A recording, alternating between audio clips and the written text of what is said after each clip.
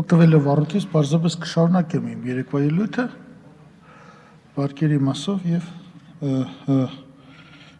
փաստորեն հնարավորություն է ստացվում ամբողջականացնելու պատկերը։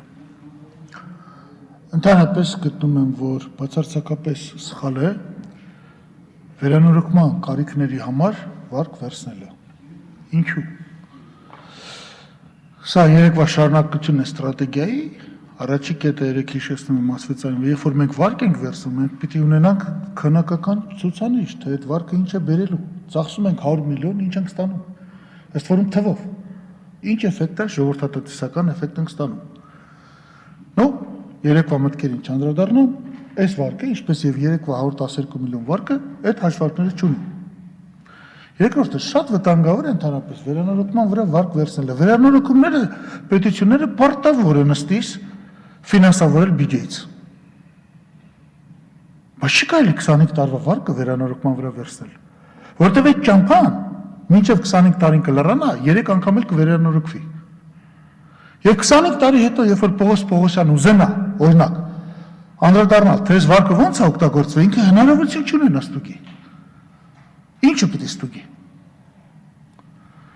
Դրա համար, ես հաստատապես եմ ասում, մասնավորապես գերմանական կառավարության փորձից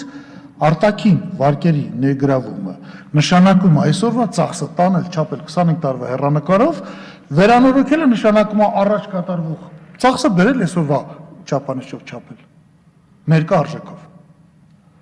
Սա պարզապես եւ մեթոդական, եւ մասնագիտական, եւ տեսական սխալ է։ Եթե մենք վարկ ենք վերցնում իբիարդից, վերցնում ենք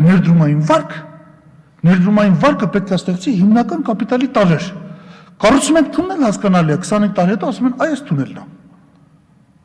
Բայց 25 տարի հետո ի՞նչն են ասել, ի՞նչն է կառուցվել։ Իսկ եթե մենք սա բյուջեից ենք, ես չեմ ջղթում, որ պետք է ճանապարհները վերանորոգել, խնդրեմ բյուջեից արեք, այդ դեպքում բյուջեից կապիտալ ծախսերը վարկերի հաշվին արեք։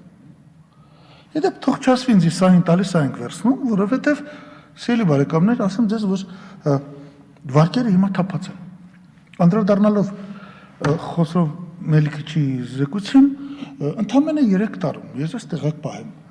10 տարվա արժեթղթերի տոկոսը 6%-ից իջել է 1.5%-ի։ 2 տարվա արժեթղթերը Գերմանիան, Ամերիկան, Հոլանդիան վաճառում են բացասական տոկոսադրույքով։ Այսինքն մարդն առնում է արժեթղթը, հետո ինքն է փող տալի պետությանը։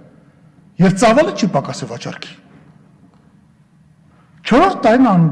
Հոլանդիայի բանկային համակարգում դեպոզիտների վրա դրվող տոկոսն ավել է, քան թե վարկերի վրա դրվող տոկոսը։ Բայց բանկային համակարգի տարբերությունը Հայաստանի աշխատում է շահութապեր։ Սա ուրիշ թեմա է։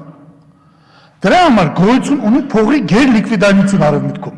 Արևմուտքում դոլարի տեսակարգը 4 տարում ավելացել է 61%-ից 68% ֆինանսական օպերացիաներում, ամերիկացիք ստեղծում են գերլիկվիդայնություն։ Մի մտածեք, որ նավթը վաճառվում է $30-ով։ Սաուդյան Արաբիան ստանում է երկարաժամկետ արժեթղթեր, էժան նավթի դիմաց։ Ես այստեղ դատավորը չեմ Ամերիկայի ու Ռուսաստանի, ինչի է դա արվում։ Բայց հիմա մենք ուզում ենք այս արանքում օգտվենք, լավ օգտվենք։ Փող կա։ Առանձնապես էժան փող չի, լիբրը հաշված, ինչքան հիշում եմ։ Ոչ ոք չգիտի լիբրը ինչ կլինի 8 տարի հետո։ Այսօր ամերիկացիներին պետք է դոլարը ուժեղացնել են։ Երբ որ պետք է լինի դոլարը արժեզրկել, կարժեզրկեն։ Իսկ կարող է պատահի այդ ուժեղացումը կատարվի այնպիսի միջոցներով, որ լիբրը բարձրանա, ինքը եղել է 9-ել, 10-ել, 12-ել։ Մենք ասիզիային այսպես բանի վրա փողը չենք ծախսում, որ ես տեսնեմ ասեմ, այս սա է ստեղծվել։ Հաջորդ հարցը, որ ես ուզում եմ բարձրացնել անպայման։ Ես խնդրի կուղեի Եվրոբանկին, այս զարգացման Եվրոբանկին, որի աշխատանքի շատ դժգոհ եմ, կարծում եմ նրանք արդեն բացահայտորեն խրախուսում են կոռուպցիան ամենուրեք, նրանց վարկավորման մեխանիզմները թույլ են, անպիտան, եւ ես ուշադրություն այս ելույթով հրավիրում եմ նաեւ Երևանում գտնվող եվրոպական դեսպաններին, թե ինչ է կանում, անդադ պայքարում է կոռուպցիայի դեմ եւ ձեր վարկային մեխանիզմները եւ այլն անդուր են ինձ համար։ Ինձ համար անդուր է նաև, որ Եվրոբանկը ավելին համաշխարհային բանկի ֆինանսական կորպորացիան անսալով Հայաստանի բանկի սխալ որոշմանը կապիտալը համալրելու իրենք մասնակցում են սրան։ Ինչի են մասնակցում, չես հասկանում։ Մասնակցում են մի գործընթացի, որի ընթացքում վարկերը Հայաստանում տանգանում են։ Գալիս են փայ մտնում բանկերի մեջ, այդ փող չունեն ծախսելու։ Իրենց մոտ արդեն վարկերը 0-ով են տալիս կամ -%-ով են տալիս վարկերը։ Ես չեմ ասում դրանք թափած են, ես չեմ ասում կառավարությունը ջանք չի թափել, բայց ես նորից կոչ եմ անում, եթե կորնե վարկ եք անում, ես մեկը դրան էլ կողք չեմ, որովհետև քանակական արդյունավետություն չափաչի։ Գոնե կապիտալ հիմնական կապիտալի էլեմենտների վրա պիտի ծախսվի։ Օրինակ երեկվա վարկը գոնե այդպեսին էր։ Սա դա էլ չի։